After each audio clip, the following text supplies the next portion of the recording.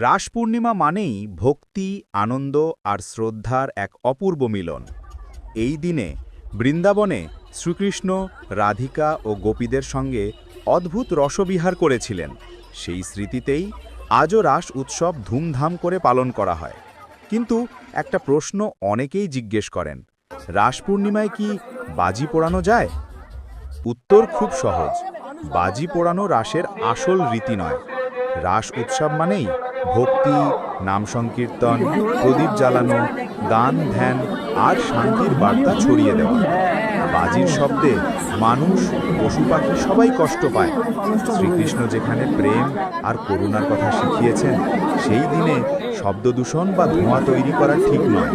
তাই রাস পূর্ণিমার আসল আনন্দ হল শান্তভাবে পূজা করা, সংকীর্তন শোনা, প্রদীপ জ্বালানো আর সবাইকে ভালোবাসার বার্তা দেওয়া। জগদ্দলের রাস পূর্ণিমা মানে শুধু পূজা নয়, এটা এক ঐতিহাসিক উৎসব, এক অদ্ভুত অভিজ্ঞতা।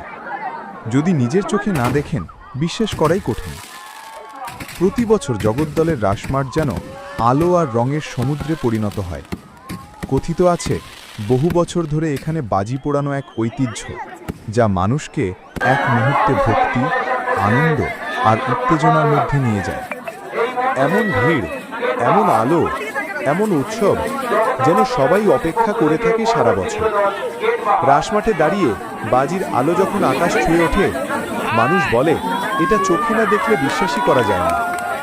তবে একটা কথা মনে রাখা দরকার, এই ঐতিহ্য আনন্দের হলেও সুরক্ষাকে কখনোই হেলাফেলা করা যায় না। উৎসব হোক, কিন্তু নিরাপত্তার সঙ্গে। এটাই জগদ্দলের রাসের সত্যিকারের বার্তা। এমন ভিড়, এমন আলো, এমন উৎসব যেন সবাই অপেক্ষা করে থাকে সারা বছর। রাসমাঠে দাঁড়িয়ে বাজির আলো যখন আকাশ ছুঁয়ে ওঠে, মানুষ বলে এটা চোখে না দেখলে বিশ্বাসই করা যায় না। তবে একটা কথা মনে রাখা দরকার, এই ঐতিহ্য আনন্দের হলেও সুরক্ষাকে কখনোই হেলাফেলা করা যায় না। উৎসব হোক, কিন্তু নিরাপত্তার সঙ্গে। এটাই জগদ্দলের রাসের সত্যিকারের বার্তা।